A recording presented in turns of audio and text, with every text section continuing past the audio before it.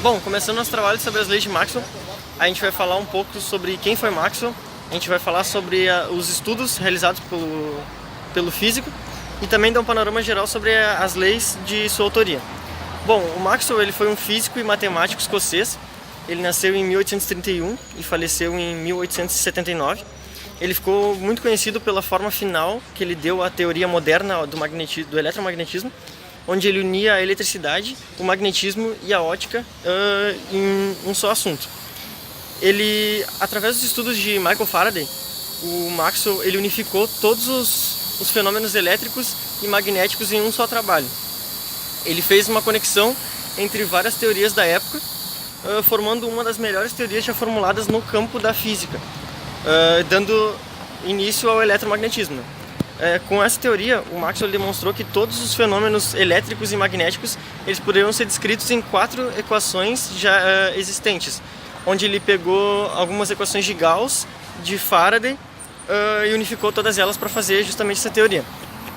As equações, como eu falei, elas são a unificação da lei de Gauss, que é da eletricidade e do magnetismo, a lei de Ampère generalizada e a lei de Faraday. Bom, a primeira lei de Maxwell, ele usou a lei de Gauss para a eletricidade.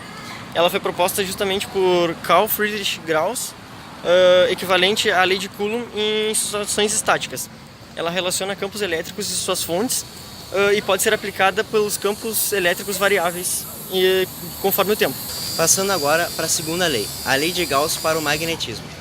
Essa lei é equivalente à primeira, mas é aplicável aos campos magnéticos, evidenciando a não existência de monopolos magnéticos, ou seja, não existe polo sul ou polo norte isolados. De acordo com essa lei, as linhas de campos magnéticos são contínuas, ao contrário das linhas de força de um campo elétrico, que se originam em cargas elétricas positivas e terminam em cargas elétricas negativas. Eu vou apresentar sobre a terceira lei de Maxwell, que é a lei de Ampère. Bom, a lei de Ampère ela vai descrever a relação entre um campo magnético e a corrente elétrica que origina. Bom, ela vai sempre estar... Ela explicou como que um campo magnético funciona e que ele realmente só se origina com uma corrente elétrica. Bom, essa lei ela foi entendida, né, pelo Maxwell com a simetria da natureza, que é uma ideia que é muito difundida na física, né? Bom, falando um pouco sobre a lei de Faraday, que seria a quarta equação de Maxwell, ela descreve as características do campo elétrico originando fluxo magnético variável. Os campos magnéticos originados são variáveis no tempo, gerando assim campos elétricos do tipo rotacionais. Bom, até o final do século XIX, acreditava-se que com essas equações não havia mais nada para ser descoberto na física. Porém, em 1900, Max Planck ele deu início à chamada física quântica, com seus postulados sobre radiação de corpo negro. Em 1905, o Albert Einstein ele revolucionou, de uma vez por todas, todos os conhecimentos de ciência, lançando a teoria da relatividade e o efeito fotoelétrico, abrindo caminho para o maior desenvolvimento científico da história. As equações de Maxwell elas são consideradas o marco final do que chamamos de mecânica clássica. Maxwell foi o primeiro físico a encontrar, através de cálculos matemáticos, a velocidade das ondas eletromagnéticas, tudo graças às suas famosas equações.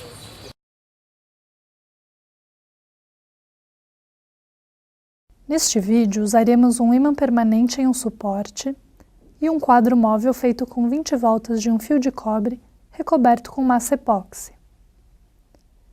Iniciaremos aproximando o ímã do quadro móvel. Em seguida, ligaremos as pilhas em série com o quadro móvel. Pode-se observar que o quadro sofre uma força quando ocorre a passagem da corrente elétrica através dos fios. Além disso, o sentido dessa força depende do sentido da corrente elétrica. Invertendo-se o sentido da corrente, o sentido da força também se inverterá.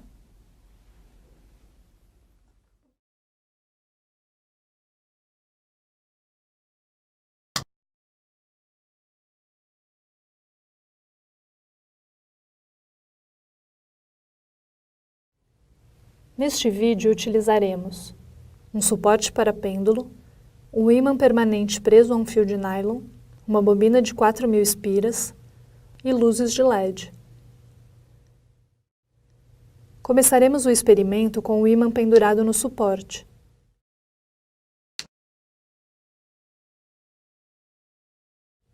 Em seguida, posicionaremos uma bobina embaixo e bem próxima ao pêndulo, mas sem que o ímã toque na bobina.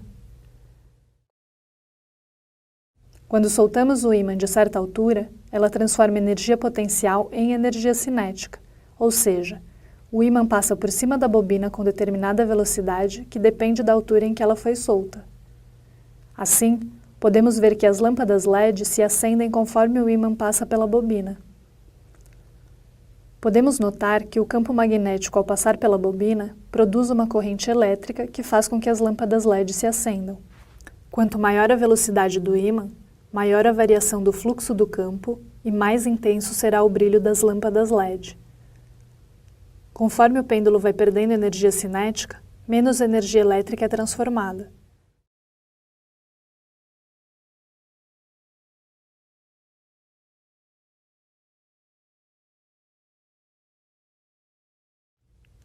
Podemos ainda ligar os terminais da bobina em curto-circuito, ou seja, numa situação em que a corrente elétrica estará máxima, pois a resistência elétrica estará mínima. Nesta situação, o pêndulo passa a oscilar bem menos, pois grande parte da energia cinética do pêndulo é transformada em energia elétrica na bobina, devido à maior passagem de corrente elétrica.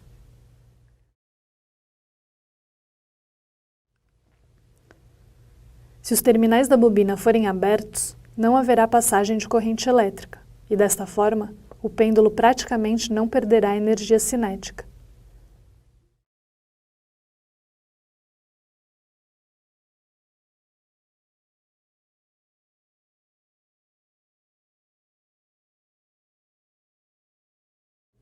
Faremos agora outra variação deste experimento. Posicionaremos e fixaremos o ímã na base do suporte e colocaremos a bobina para oscilar como um pêndulo.